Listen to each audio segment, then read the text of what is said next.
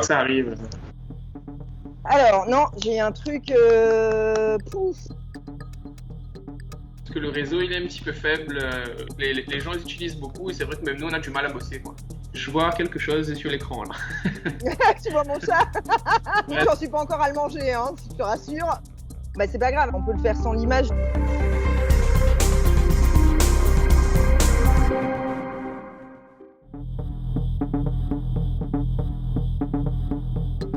Ouh là là, ben, vu les circonstances, là, on s'oriente plutôt vers le métier de virologue que responsable qualité. Donc bon, moi, j'ai quand même eu la chance d'avoir un passé en laboratoire. Donc j'ai fait des études de labo avec une option agroalimentaire. Donc c'est vrai que je suis plus sensible à la recherche d'informations véridiques. Et c'est vrai que bon, pour cette crise-là, ça m'a beaucoup aidé, quoi. Il fallait trouver ce qu'on pouvait mettre en place en termes de moyens de protection. Donc déjà faire l'inventaire de tout ce qu'on avait. Et puis ben, système D, hein. On a quand même presque une centaine de masques en tout, mais bon, je veux dire, si on l'utilise normalement, les 100 masques, ils vont passer très rapidement. Parce qu'on ne peut pas se réapprovisionner. Bon, là, j'ai essayé de relancer des fournisseurs, etc., mais on n'a pas encore de réponse certaine pour l'approvisionnement en masques. Après, on a mis en place la désinfection des mains. Donc, bon, ça, on le fait déjà, hein, lavage de mains au savon bactéricide avec une action virucide. On a eu la chance que tout ce qu'on utilise, nous, il y a quand même une action virucide. Ouais. Donc là, on a remplacé aux postes les plus sensibles les savons normaux par des gels hydroalcooliques. Donc au niveau de la caisse et puis au niveau des vendeurs en vente devant. Quand ils passent, ils ont touché une porte ou quoi que ce soit, direct un petit coup de gel et ils sont prêts pour servir. Après, en termes de protection même, on a mis en place des panneaux de plexiglas. Entre la vitrine et le client, il y a quand même un bon mètre et demi. Et là encore, on a renforcé la sécurité. On a refait un cordon dans la salle de vente pour que les gens se mettent encore plus loin, avec un marquage au sol, etc. On a mis pas mal de panneaux pour rassurer les clients. Donc vraiment pour qu'ils respectent au maximum la distance de sécurité par rapport à notre personnel. Enfin, vraiment communiquer sur l'importance que notre entreprise en fait reste ouverte pour la vie du quartier. Parce que c'est vrai que si nous on est contaminés, il faudra fermer boutique et déjà économiquement pour nous c'est pas acceptable.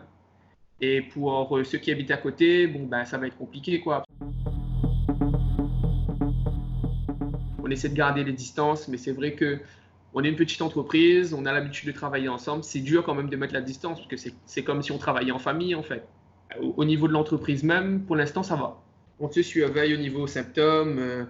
Moi, je passe régulièrement voir si les gars ils sont bien, s'ils comprennent bien. On fait des rappels réguliers. Mais bon, on ne sait pas jusqu'à quand on va tenir, quoi. On a fait une petite réunion justement pour poser le cadre et puis expliquer aussi aux salariés qui risqueraient d'avoir des modifications sur les plannings, sur les durées de travail, les horaires de travail, pour pouvoir subvenir à la pérennité de l'entreprise. Vu la situation, on essaie quand même de trouver des solutions pour pouvoir augmenter notre chiffre d'affaires. C'est pas avec les petites ventes qu'on a actuellement qu'on va faire vivre l'entreprise. C'est vrai que là, c'est soit on ferme, soit on trouve une solution pour vendre. On mise sur le commerce en ligne pour pouvoir débloquer un peu la situation, soit en service de livraison, ou soit passer les commandes via Internet et puis ils viennent récupérer en point relais ici. Ça limite les risques aussi bien pour nous que pour eux. Nous, on communique beaucoup par Facebook maintenant, parce qu'on a un prestataire qui gère notre Facebook. Donc, c'est vrai qu'on compte beaucoup sur ce moyen de communication-là.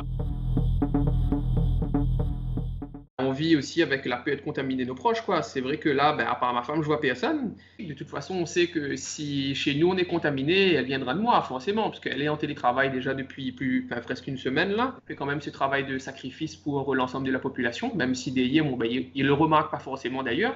Et ça, c'est dommage. Parce que quand j'entends que voilà, les gens ils sortent, etc., moi aussi je voudrais rester chez moi. Mais nous, voilà, on a cette vocation de nourrir la population. Merci pour ce que vous faites pour nous, parce que, encore une fois, si vous n'étiez pas là, on mangerait des chats, peut-être, je ne sais pas. C'est ça. On a encore de la marchandise chez Minachi, si vous voulez. Merci beaucoup, Jérémy. Merci bien. Bon après-midi. Au revoir.